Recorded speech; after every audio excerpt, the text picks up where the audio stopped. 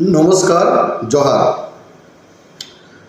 আমরা বিশেষ করে যদি আদিবাসীদের ক্ষেত্রে দেখি, বর্তমান কোথায় কোথায় শুধু একটা জিনিস চাইছে, ধর্ম কোড। আমি জ্ঞানত যতটা জানি, আমরা 2010 সালের আগে পর্যন্ত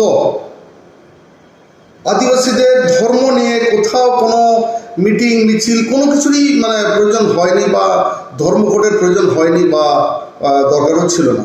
আমরা যদি 1991 সালের সেন্সাস দেখি, সেক্ষেত্রে আমরা এটা দেখতে পাবো যে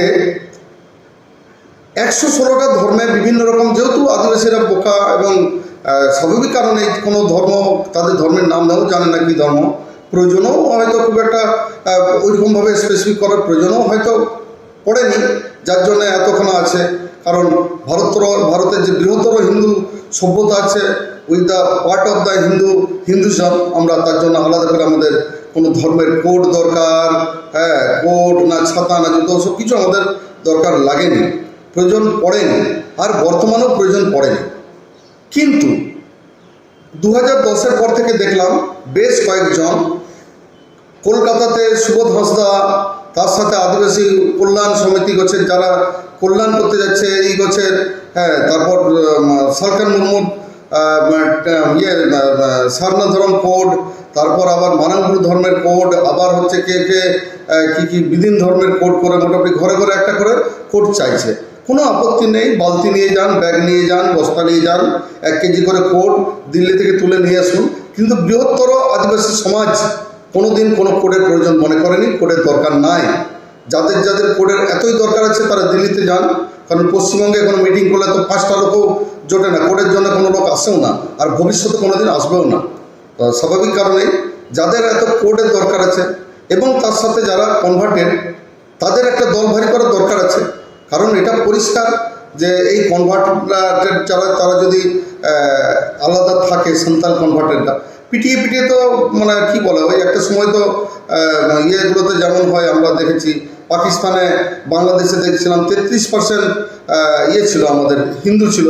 তারপর ওখানে বিভিন্ন রকম যে জামাত ইসলামের মতো দলগুলো আছে, যারা স্লোগান দেওয়া শুরু করলো, 1-2 হিন্দু ধরো, সকাল বিকাল নাস্তা করো।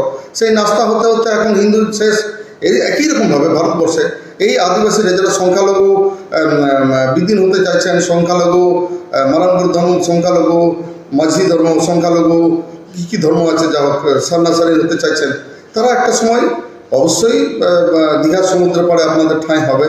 তো যাই হোক, মোটামুটি যারা এরকম মাইনরিটি হওয়ার সব মাইনরিটি খেলবো, তৃণমূল আমলে সবাইকে কনভার্ট করবো, প্লাস যেটা হয়েছিল সকাল সন্ধ্যা সারি সাধনা করবো, তারা করুন, কোনো আপত্তি নেই। কিন্তু বৃহত্তর আদিবাসী সমাজ কোনোদিনই সারি সাধনা থেকে শুরু করে কোনো কোডের, ধর্মকোড, ধর্মছাতা, ধর্মজুতা, ধর্মবুট কিছুই তাদের দরকার হয়নি। এই ইস্যু নিয়ে তাদের কোনো মাথা ব্যথা নেই। শিক্ষা চায়, স্বাস্থ্য চায়, কর্মসংস্থান চায়, এগুলোই মেন দাবি। তো আপনারা যারা কোড করতে চাইছেন, কোড নিয়ে থাকুন, আপনাদের কেউ বাধা দিচ্ছে না। যান, আপনারা দিল্লিতে যান, কারণ এখানে চিৎকার করলে এখানে কোড পাওয়া যায় না।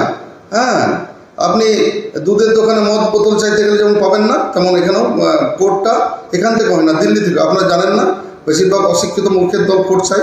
তো তারা যান, আপনারা বলে দিচ্ছি তাদের, আপনারা দিল্লি যান, দিল্লি থেকে 1 বাটি, কখনো 2 বাটি, 5 কেজি ধরে কোড বিক্রি হয়, আমি যা জানি।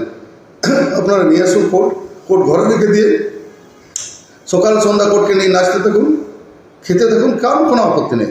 কিন্তু বৃহত্তর আদিবাসী সমাজ, পশ্চিমবঙ্গের, ঝাড়খণ্ডের, উড়িষ্যার কারো কোডের দরকার ছিল না, কোডের প্রয়োজন এখন পর্যন্ত নেই, আর ভবিষ্যতেও হবে না। নমস্কার।